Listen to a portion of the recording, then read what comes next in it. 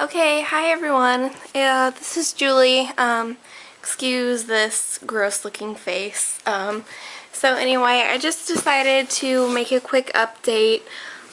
Today is February 22nd. I think so anyway. It's Tuesday. So anyway, I just want to make this update. First of all, I just want to say that my heart goes out to everyone out in New Zealand, and I hope you're doing well, and I hope all your family members are safe and all of that. My thoughts and prayers are over there, but my body's here. So anyway, yeah, and I wanted to say congratulations to Candid Mommy. I saw your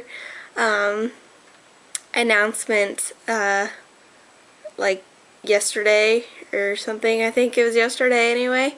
So congratulations, I'm so happy for you. Today's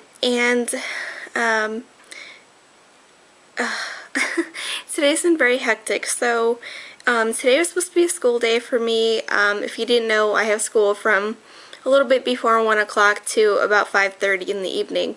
So anyway, I get a call at 11 o'clock this morning from my brother-in-law asking if I can go over and watch the kids, and before I let him finish, I kind of interrupted, and I was like, well, I have to go to school today, and, I have a test because it's the end of the mod this week. And anyway, so he was like, well, I know, but I gotta take your sister to the hospital. And if you didn't see in my other video, my sister's pregnant.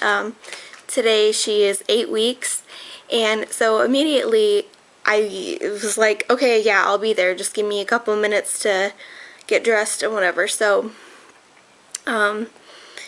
I rushed over there, which took longer than I thought because I didn't realize how much snow my car was covered in. So anyway, I went over there and they were already gone. So there's my 13-year-old nephew, my 7-year-old niece, and my 2-year-old nephew, which was still asleep at noon for some reason. I don't think he's feeling very well. But anyway, so I got there, I watched the kids. I was freaking out all day, and at that point I didn't even care about being late or even missing school today altogether. So yeah, so I tried to call my brother-in-law kind of throughout the day, but his phone was off, of course, while they were in the hospital. But like around 4:15-ish, I think, I got a text from my sister just asking how the kids were, and I told her, and I was like, well, what is going on, like what happened exactly, because I didn't know exactly what kind of problems she was having. So she told me that when she woke up this morning, there was a big spot of blood on the bed, like a big, like, circle-sized amount, like enough to go through their sheets all the way down to the mattress and stuff. So of course she started panicking, and so she's trying to be calm and whatever for the kids and stuff. And then she said while she was in the shower, she started having like a full-blown panic attack. And my sister and I both have some anxiety issues that require some medication. But anyway, so she's having a panic attack. She couldn't breathe, and all that stuff. So my brother-in-law had to take her to the hospital, and so that's that. But anyway, yeah, she said they were gonna go.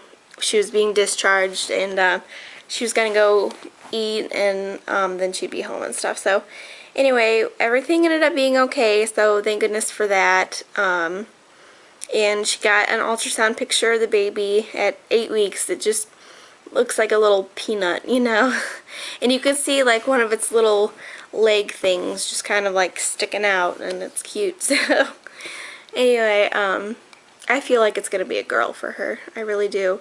Anyway, and last Friday I had my ultrasound. I didn't bring my camera because I kind of forgot, and another thing, it was a vaginal ultrasound, so it was kind of like awkward anyway. So anyway, I dragged my husband along with me, and we went there, and so we went back, and they told me, get undressed from the waist down, and when I come out, I see this lady and the ultrasound person. She was a little older, like she was like mid-60s or something, and I couldn't help myself. I thought it was hilarious how she was rolling a literal condom down the wand thing.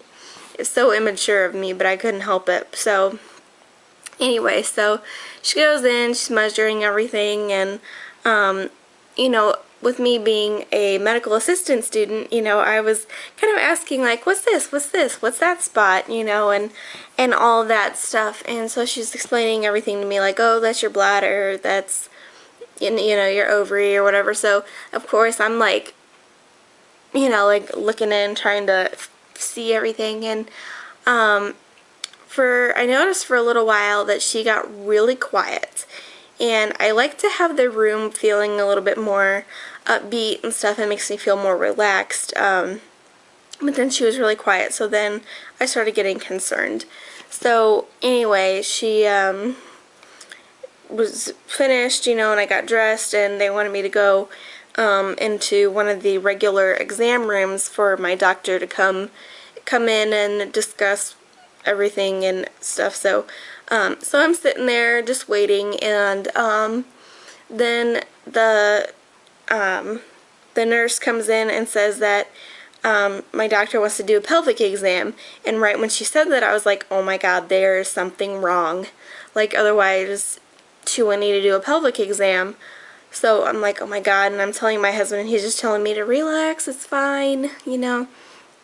So my doctor goes in there, and you know, I'm sitting there, I got this little paper thing on, and so she comes and explains to me what everything is. So my uterus looks good, like everything's normally shaped and all that. My ovaries are good. I have follicles on each ovary, like one has more than the other. Like I think one ovary has like 5 follicles or something, and then the other ovary had like 3, but still, they said it's perfectly fine. However, on my cervix, I have a cyst, and it's a pretty large one too. Most cysts that people have like on their ovaries or whatever is like a centimeter or 2, like maybe 3 or 4, you know. But mine's an inch, so 10 centimeters. And it's not on like the cervix that you can feel, like if you're checking the CM, it's on the other side of it. And so we think that is what has been causing me to not get pregnant. We kind of feel that the cyst is covering the opening to the cervix, so the sperm can't really get in, or if they do, you know, they die. So anyway, so our options were to think about surgery, or we could try birth control to try to shrink it. And of course birth control is the opposite of what I want going on right now.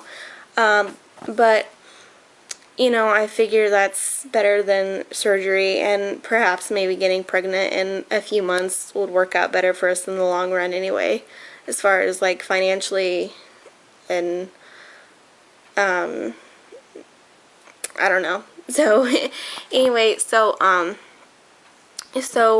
I talked about how my last birth control I was on before, when my doctor suggested I go on it, made me really sick, and I'd be like vomiting and stuff. So she said that that was a really high dose, and I was like, well, why the heck would you give me a high dose to begin with? And she was like, I don't know. So I'm on the NuvaRing.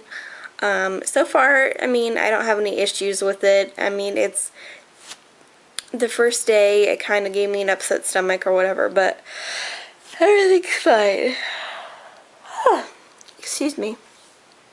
So that stays in there for 3 weeks, and then I take it out for 7 days to have my period, and then I just put it back in and stuff. And you can take it out for up to 3 hours with no issues at all. So as far as having it in when you're having sex, it's fine. Like, there's no real slippage that I noticed of it. My husband can't feel it everything still feels the same for me.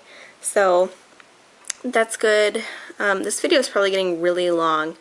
So anyway, I'm going to be on that for the next little while. I hope to continue to make updates and at least letting you know how my sister is doing in my school. But anyway, I have one last thing to update on really quick because I'm really excited about it. My husband and I will be moving on March 25th. We're really excited. Like, our lease is up in this place on the 31st, but we're moving, you know, the weekend before, so we can have time to like clean everything and whatever. So we are so excited to move. We're going to be moving to a 2-bedroom place, which is so excited. So when we do get pregnant, and you know, if we're still living there, like, we're going to sign a year-long lease. So I don't know if we renew it again, because we're hoping at the end of that lease we'll be able to buy a house, but we don't know. You know, it takes a lot of time to save up money to put down a decent down payment and stuff. But anyways, yeah, it's going to be a 2-bedroom place. It is a lot more affordable than the place we're living at right now, and we don't have to pay for our pets. So, woohoo! Anyway, that's my update. I hope you're all doing well, and I hope you guys all get your big fat positives. And yeah, so I will update you guys again soon. Bye.